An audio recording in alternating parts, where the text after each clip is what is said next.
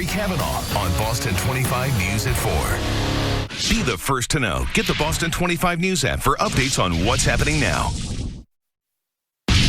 Live, local, now at 7. Developing overnight, a deadly discovery made at a home in Wayland. Investigators on scene into the early morning hours. Right now, we're live along that quiet residential road. What we've learned about the two people involved. Plus, a live look from Cohasset, where teachers are not happy with plans to expand in-person learning. The protests set to begin within the hour. And good morning, everybody, and thank you so much for joining us. I'm Sarah Underwood. I'm Gene Levanti. Right now, parts of Central America being battered by a powerful hurricane. We want to show you this scene in Nicaragua as Iota ripped a roof right off of a home there. The storm made landfall as a Category 4. The damage is just remarkable. It's only miles from where a storm hit a couple of weeks ago, so it's been very devastating for folks who live in that area. Boston 25 News meteorologist Sherry Spear joining us now with more on that, Sherry, and the beginning of some cooler temps in our area. You got it. Yeah, quick update on Iota, because we did just get some new information in from the National Hurricane Center at 7 o'clock this morning, and the winds are at 85 miles per hour. So this has now been downgraded to a Cat 1 hurricane. It's still a hurricane. Wind damage is still possible. It's a huge rainmaker out there. This is a very powerful storm. When it made landfall as a Cat 4, it had 155 mile per hour winds.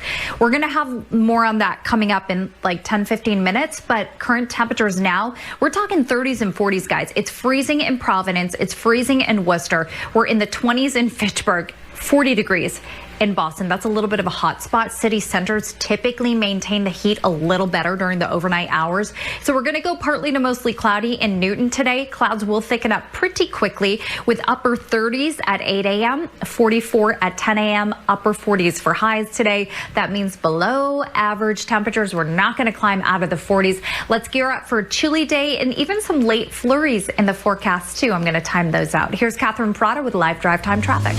All right, 7 o'clock hour now, taking you out to the expressway, and they're dealing with this crash. This is on the expressway northbound South Bay area of Dorchester, kind of near Columbia Road there. And you can see they have one car hooked up to a tow truck. In the meantime, it is a little bit sluggish. You're forced to kind of squeeze over a lane and not be in the way of that. So be aware of that. And you can see the volume. It doesn't look that bad. It's light to moderate still. Quincy all the way into Dorchester. This is the other crash I had pointed out to you. This is Columbus Ave. It's right there at Mass Ave. So another spot to just keep in mind. Bringing you up north, 93 southbound. We have a crash before Dascom Road. Also 3A Boston Road, a crash there at Pinedale Ave. And if you know somebody who's going to be waiting for this Franklin Line train 704, it left at 6:25 a.m. Guess what? It's operating with minimum lighting and without heat today. Probably not what you want to hear on a morning like this. So they are suggesting train 706, which doesn't leave until almost 7:30 for perhaps more comfortable conditions. Back over to you. All right, we begin with developing news out of Wayland, where police are investigating an apparent murder-suicide. This all happened just after 8 o'clock last night along a quiet residential road. Boston 25 News reporter Michael Henrik live at that scene where a man and a woman were found dead this morning. Michael, good morning.